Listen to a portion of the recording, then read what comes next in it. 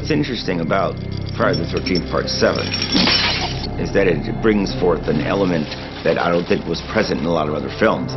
That is that when people are emotionally traumatized or stigmatized, or there's unresolved conflicts, pent-up hostilities, sometimes they'll manifest in psychokinetic outbreaks or maelstroms. But what I find interesting about this character is she's not in control of her ability. The stress builds up and then things happen. There's a release of energy and things happen. And somewhere along the line, by the end of the film, she's learned how to direct this ability.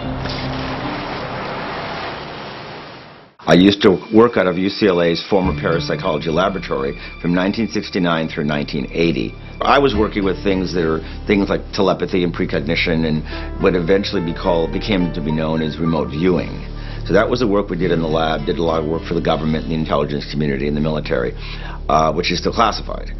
But what really intrigued me was investigating cases in the field, and in the last 41 years I've investigated in excess of 4,500 cases, most of which go nowhere. They begin and end with one interview. And it got really depressing because most of the time nothing happens. It's like, the best analogy is you're going to the airport with the camcorder and you're waiting for a plane to crash. As morbid as that sounds, this is the good analogy. The chance of your being in the environment when phenomena manifests itself is extremely low.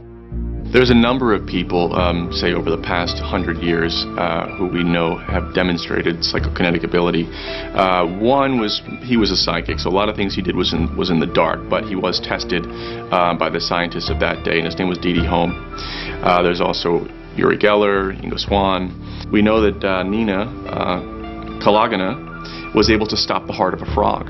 Remote spontaneous psychokinesis, RSPK. And everyone was looking, well, what's behind this? Well, how does this work? Why does it happen to some people and not to others? Well, I and other researchers in the field, after decades of work, have collected enough data to strongly suggest that this, whatever we're dealing with, is a confluence. It's not one thing happening. It's a number of things happening in a dynamic relationship that triggers the events. Think about it moving and make it move. It's not controllable. It's spontaneous. No one so far has demonstrated the ability to manifest this level of psychokinesis through volition. I can't. I told you I don't know how it happens. Sometimes it happens and sometimes it doesn't happen. And you're lying to me! You've got the people who are poltergeist agents. They're able to do this stuff unconsciously. Most of them suffer from epilepsy. On the other end, you have people who are epileptic and they have no phenomena around them. That means there's something in the middle, an unknown variable, a missing variable, that links all this stuff together. And no one knows what that is yet. I mean, we're getting closer. There is a theory out there that I believe has some merit, is that psychically attuned people, or people who are predisposed to psychic ability, have gone through sort of a conditioning process where the child has been taught by experience to be more inwardly tuned because the outward environment isn't necessarily safe for the free expression of their emotions and their needs. So what you see is a buildup of this emotional energy, which in the case of Tina eventually manifests itself as a psychokinetic event. It's a pressure release valve. It's the way for the mind, the psychology of the person to offset and balance itself, make itself right. But we had a case several years ago where the woman was having a violent argument with her husband, and suddenly these scissors flew off the wall, and he just missed her. And I said, she didn't tell me what precipitated the event. Oh, my husband and I were having a violent argument. And then she volunteered the fact that her son is epileptic. There we go again. So it's like he's the power source. And the dynamic between her and her husband, I'm sure the kid was freaking out as well, is what drove it.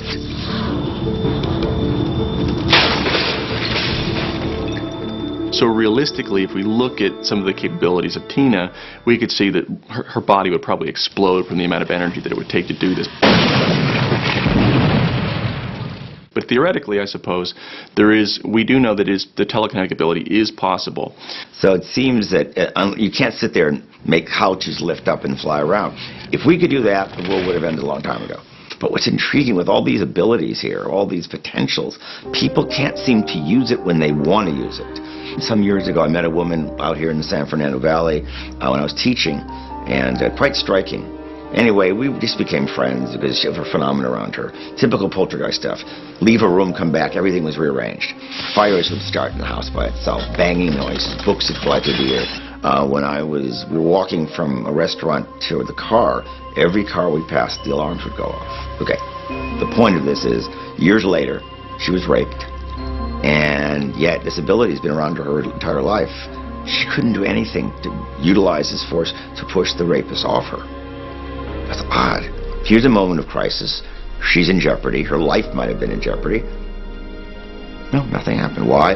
Because she was panicking after it happened for the next couple, 2 or 3 months. Constant activity. But during the rape itself, she could not put it to use, which is rather depressing. If we can't do anything with it, why does it happen? There's a moral question to be addressed or a spiritual question to be addressed, and I think it can lead to a huge imbalance in the ego and eventually in society. There's all sorts of theories, but there's no evidence that really gets us an understanding of why it happens and how to control it. But I have this really nagging feeling in my gut that there is a way to demonstrate this clearly and scientifically, where people will go, what's that? And then all the guessing is over. It's telling us something about who we are, where we come from, and where we're going. And I don't want to even put a spiritual spin on it. I don't want to say it's God or the devil or No, I'm not even going to I don't go there. We're dealing with an extension of the human psyche. And if the environment is right, it happens.